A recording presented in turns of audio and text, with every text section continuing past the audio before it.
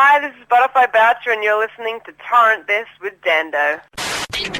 Welcome back to Torrent This with Dando here on 94.7 The Pulse, and now I am joined on the line by a woman whose critically acclaimed tracks have appeared in TV shows and movies all over the world. She recently released her third studio album, which includes her new track, The Weather, and despite being based in the States for the past 8 to 10 years, she helped co-produce Missy Higgins' new album and is currently on tour with Missy, which includes a gig in Geelong at Costa Hall this Friday, June 15th. I am, of course, talking about Butterfly Boucher. Butterfly, thanks for your time, and how's things?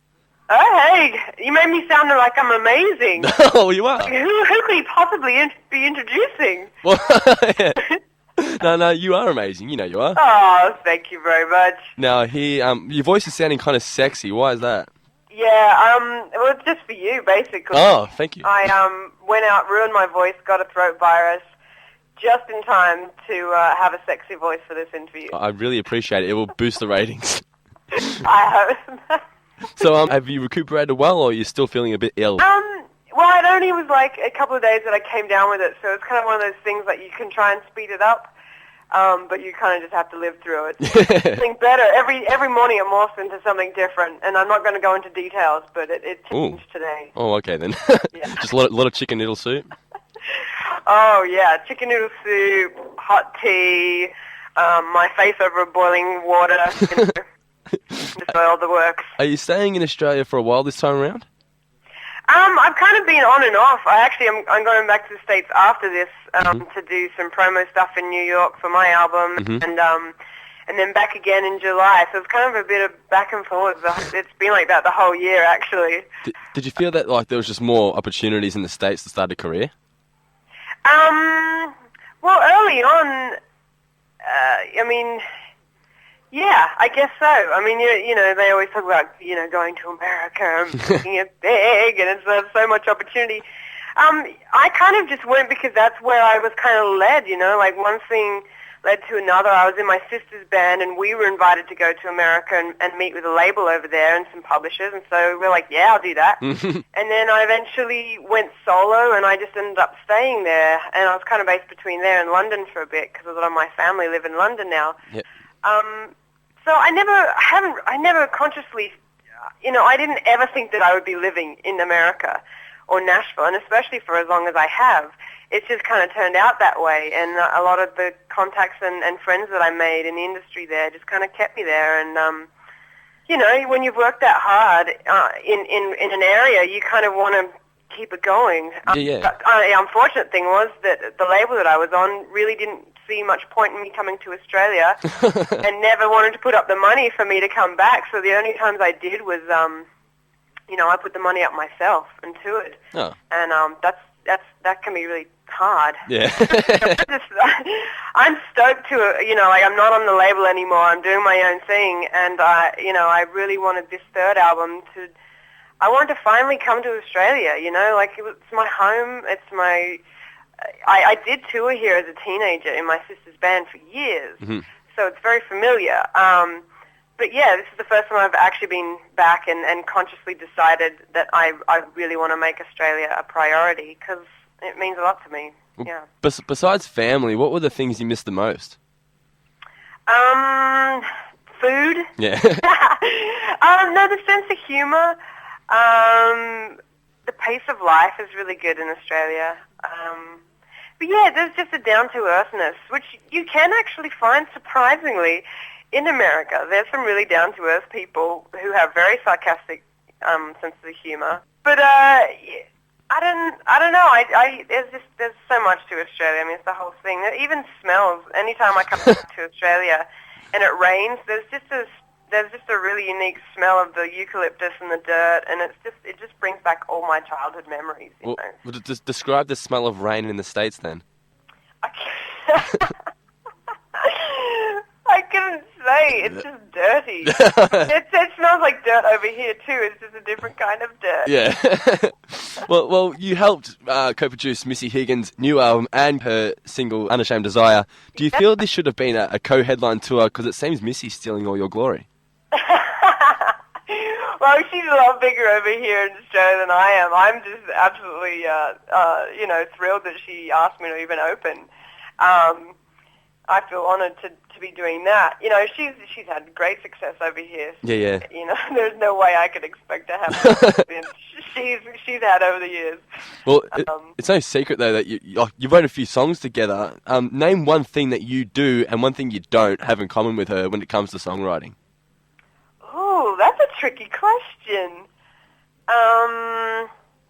Gosh, you might get a lot of dead air from this. Okay, it's a pre-record. You really have to dig deep for that.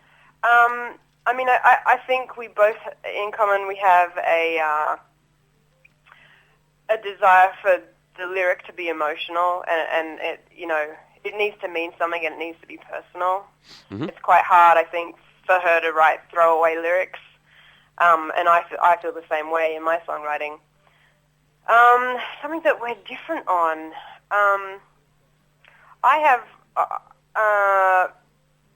don't know if we're different on this, but one thing that I feel like I have to contribute when it comes to songwriting with other people is I have a passion for melody, mm-hmm. and I really want it to be a really good and unique melody, one that people can sing along to, but one that you may not have heard before. You know, like, so I really push hard for that. When it comes to songwriting, I don't know if that's what I achieved with writing with Missy. I mean, she has a great sense of melody too. So, but I know that's what I wanted to offer. Yeah. Well, you said before you're going back to the States to do some promo for your new album. You're selling it for $5, which is dirt cheap. Do you think if more musicians took this approach, they'd end up selling more albums as opposed to like people like me downloading their music? I don't know. I mean, that promo, for example, was just for a month. That was just for the month of May. So this special kind of thing with Amazon. And I felt bad, actually, because I kept on advertising on Twitter, and all the Australian people were like, that's only for America. I can get it for $5. But I don't know. I feel like selling albums is just so hard anyway. You know, as an indie artist, myself, and I don't have a huge machine behind me anymore. I mean, I'm just kind of trying to do is I just want my music heard. So when it comes to like a special one-off thing to sell your CD deep, you know, dirt cheap, I'll do it because I mean, you're not going to make much money off selling albums, honestly. Yeah. It's about people coming out to shows, and for me, it's about people hearing the music and being inspired. Inspired enough to actually come to a live show and, you know, maybe buy something else from your merch. Definitely music, the actual physical buying music now is as an artist, you really don't make money off that anymore. Some people don't even like paying like $10 for an EP, and it's like, these are usually people that have like a $9 pint in their hand. Yeah, I know. That's what kills me. I don't think people realize. You know, I spent like a year and a half, like just working my, you know, my head off to do that album, and then you know I'm selling it for however much. It's from where I'm standing, it feels completely worth it because I pour my, you know, soul into it. But you know, I understand that there's something exciting about getting something for free as well, or for cheap. People love that. I love that. It's always better. Yeah. Do you still find it difficult to write music when you're happy?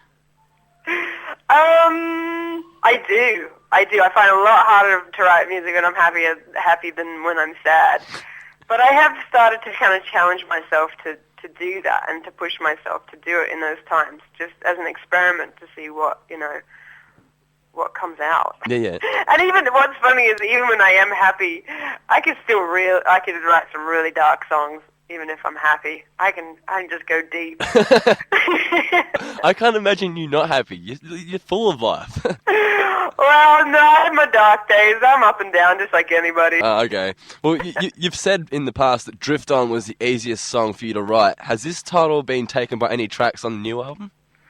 Sorry, did you say 5, 6, 7, 8 was the... Oh, you've said Drift On was the easiest. Oh, right. Drift On, that was off my debut album. Yeah. Yeah, it's right. That kind of just fell out. I remember that now. Let's see. My songs are very difficult for me. I kind of stew on them for ages. I think off the new album, the first track off the album, which is 5, 6, 7, 8, that was pretty easy. My friend and I wrote that in an afternoon. and maybe a couple of days actually. Mm-hmm. But pretty much the bulk of it was done in an afternoon, and it's a pretty fun song, and that came pretty easy.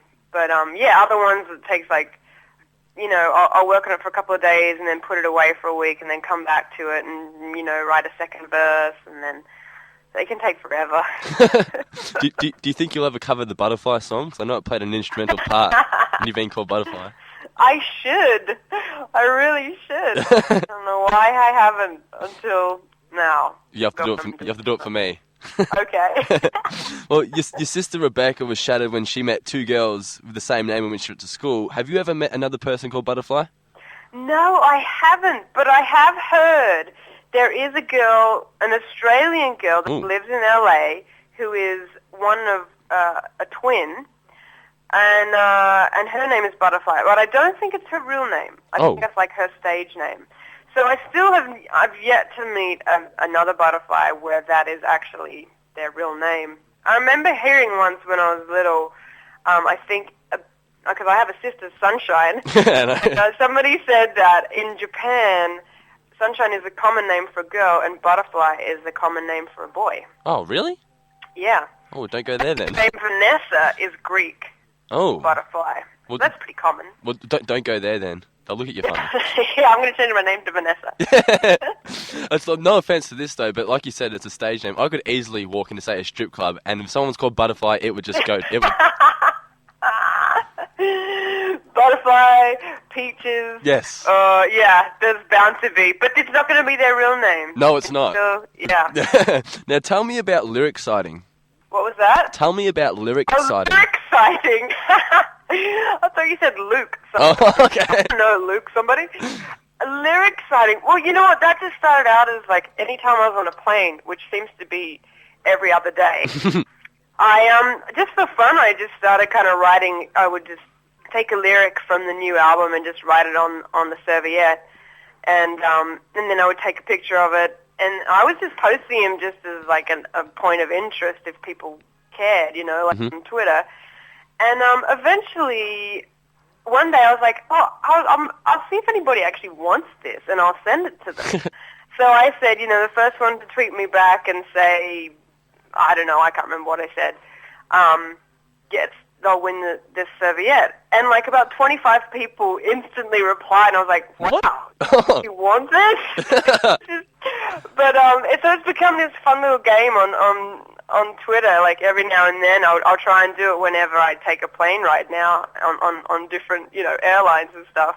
And I'll just write another lyric from the album, and then when I get, internet access, then I'll post it. And the last one I did last night, I made people say, the first one to write back to me and say, nice pants, gets to win it. And I never said, for the longest time, I was like, I didn't want to announce a winner because it was just cracking me up that people were just tweeting me nice pants. Yeah. I just let it go a lot longer than it should have. I wonder how it would go if you said first person to give me $10 wins this serviette. I know. Well, maybe I should be doing that. That's instead of selling albums, yes. I should just be doing this. Just write the album lyrics and sell them. There you go. Yeah. I know this is going back a few years, but what was it like re-recording Changes with David Bowie? Oh, that was fun. It was actually, sadly, I don't have a better story. I should just make one up, but I didn't actually get to meet him. Oh, really? I know, like, I don't even know what I would have done even if I hadn't. I would have just been like, but yeah, I was asked to do that. The directors of Shrek and the guy that was placing the music in the film specifically asked me to cover that Changes by David, and so I went ahead and recorded it and handed it in. The directors loved it, but you kind of have to pass it through the artist to get there. They have to sign off on it. Mm-hmm. So we sent it to David Bowie's management, and they got very excited and came back and said, do you mind if David sings on it as well? Whoa! I was like, oh, gee, I don't know. Twist my arm, of course. So he ended up, I think he did his vocals somewhere in the Bahamas. Cool. And but I'm still yet to meet him, but at least I have something to talk about. You should have demanded it. You should have said, no, he can't sing unless I get to meet him. Oh, that's right. I should have been the diva. Yeah. I'm sorry for that. Now, what would have been like your biggest financial success when it comes to your tunes being in like a TV show or a movie? My biggest financial... it's so personal. Special. Yeah, you know what? I think TV has probably been the best source of income for me. Mm-hmm. I definitely right now, because I am, I'm paying for everything right now, all my PR and everything. Mm-hmm. And I had a couple of placements earlier in the year, and those are pretty much funding all of this. Yep.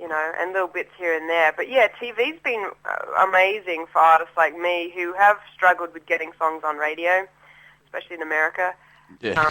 That kind of became the new radio for kind of, writers that were a little bit too quirky for radio. You know what I've found? Like really shit shows like Gossip Girl have really good tunes. I know. Well, they have great music supervisors. Yeah. Good taste. I know. There's some. There's a lot of. I think I can say there's crappy TV shows, but they have great music. Yeah. And I'm fine with that. What's one show you hope to hear your tunes on one day? Oh gosh. I don't think it'll happen, but Game of Thrones. Everyone says Game of Thrones. No way. Yeah, everyone. Oh, Downton Abbey then. If you heard it on Game of Thrones, would you just retire? That would be hilarious. It would never happen. Just as Khaleesi releases the dragon, yes, they start playing 5, 6, 7, 8, yeah. and they start dancing. Just a couple more questions, and I will let you go. Where do you see yourself on both a personal level as well as your music career in 12 months' time? Oh, you are full of hard questions. Oh, I'm sorry. Good. No, it's good. It's better than being asked what's your favorite color. And what your inspirations were. In 12 months, I mean, I kind of, at this point, I'm at a point in my career where I'm really trying hard to be, wherever I am is where I want to be. I'm really trying to I don't want to have high expectations. I kind of want to just enjoy everything in the moment. So I find it really hard these days to plan too much in the future. But honestly, I want to keep doing what I'm doing, which is making music and collaborating with different artists and playing in other people's bands and my own side projects. Yep. And I'd love to start doing more soundtrack stuff for films. I've always wanted to do that. So eventually, when I have more time, I can spend bigger chunks working in one city. Yep. Be good too. I'd love that.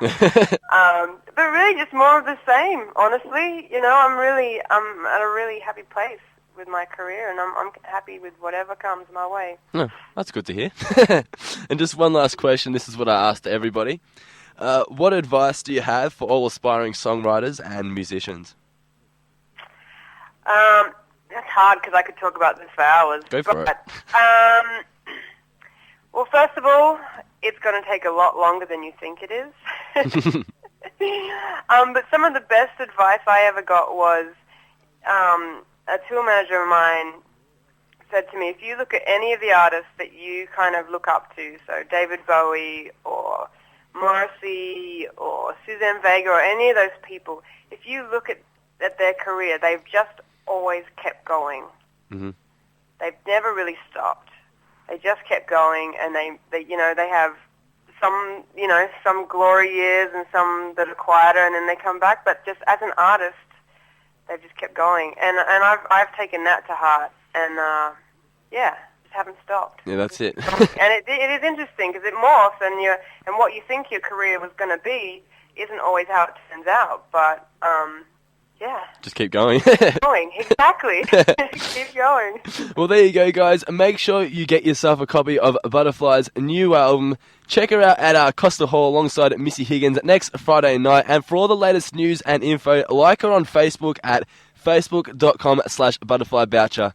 Once again, Butterfly, thanks for your time. I really appreciate it. And good luck with the rest of the tour. Thanks so much. Cheers. Bye-bye. Bye.